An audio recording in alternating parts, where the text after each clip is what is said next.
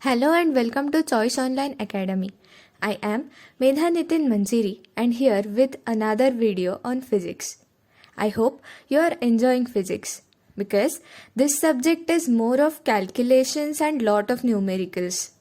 And for doing that, your concepts, all doubts should be cleared so that while solving, everyone should have a basic understanding of every word in numerical. And this series will surely give you that. Today's video is in support of previous video, that is kinematics. This is just a short video but the most important in throughout study of kinematics and kinetics. Hope you will enjoy it, and if you find it helpful in your concept clearance, share it with your friends. So let's just start. Today's video is all about Newton's laws of motion. This point is slightly completed by Purnima while going through astronomy in the video of Basics of Physics. Just go through that video as well. In this video, we are going to take a look at it in detail with some cool examples. Okay, so why are we studying Newton's laws of motion? If you clearly remember from the previous video, we are continuously using a word motion. We also have seen simple definition of it, that is, body changes its position as time passes with respect to frame of reference. Newton's laws of motion actually describes the relationship between the motion of an object and the forces acting on it. And for rest of studies of classical mechanics, we are going to use such terms.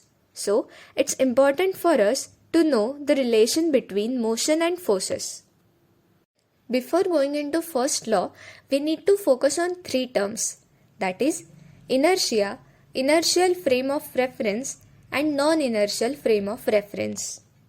Inertia.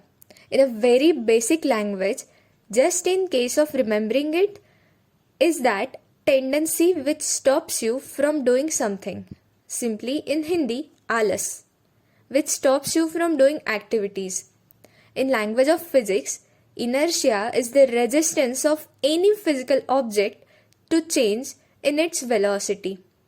And Newton's first law of motion is known as principle of inertia. We will see why is this so. Now, inertial frame of reference.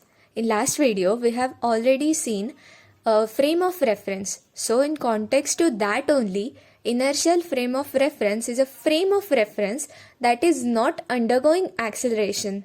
Means a body with zero net force acting on it, moving with a constant velocity or at a rest in this frame of reference. Non-inertial frame of reference. As the name suggests, just opposite of inertial frame of reference. Here, net force on the body is non-zero and body is undergoing acceleration.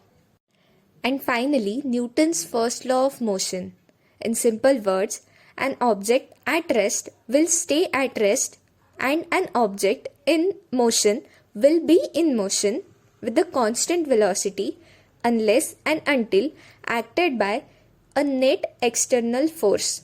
In other words, if vector sum of all forces acting on a particle is zero, then and only then particle remains unaccelerated.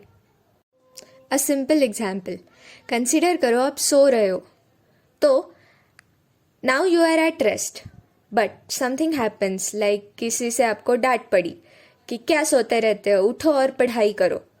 तो आपकी अच्छी खासी नींद खराब हो गई और आप उठ गए. तो यहाँ पे you were at rest, that is an external force acted upon you, and then and only then you left your state of rest.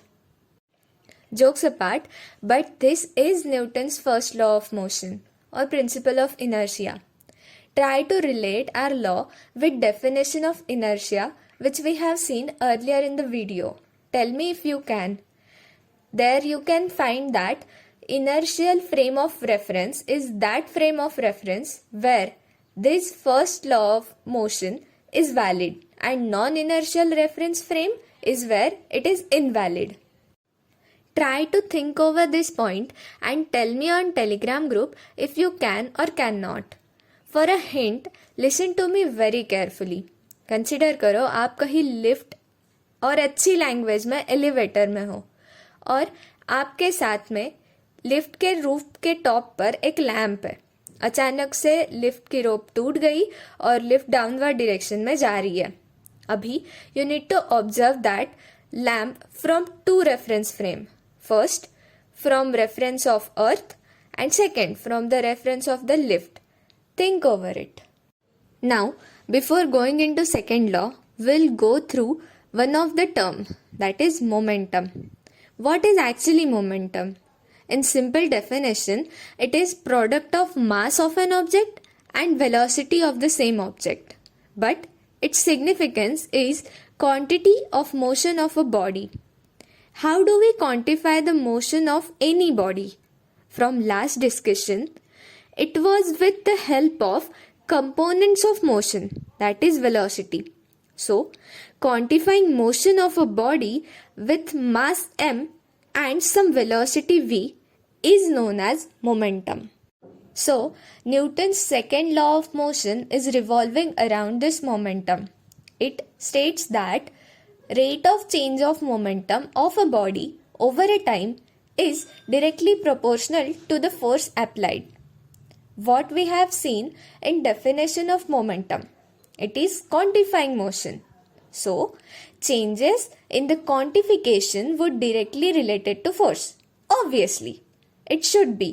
Because, see, according to first law, how does body changes its motion? With the help of external force. Hence, this force is related to change in motion. And momentum is quantity which show motion, and change in rate of momentum shows change in rate of motion. It is not that complicated. Just listen to that again carefully. Moving on. What is change in momentum? Momentum is mass into velocity. So, change in rate of momentum means rate of change of velocity, which is acceleration, because here mass is obviously constant. So ultimately from here we get force is equal to mass into acceleration. How to remember this? Simply father is equal to ma, that is F equal to ma. Simplest way to remember, na? And lastly, third law, which is about action and reaction. It is the simplest with words. That is, every action has an equal and opposite reaction. Day to day example, consider करो आपका किसी के साथ झगड़ा हुआ है और आपने सामने वाले को एक थप्पड़ मारा. तो अब उससे भी तो कुछ करना था, इसलिए उसने भी आपको एक थप्पड़ मारा. आपके एक थप्पड़ के एक्शन का इक्वल एंड अपोजिट रिएक्शन आपको मिल गया. Just a simple way to remember. But yeah, if you apply force of F on a body, then body also apply force of minus F on you. Here, that negative sign indicates opposite direction.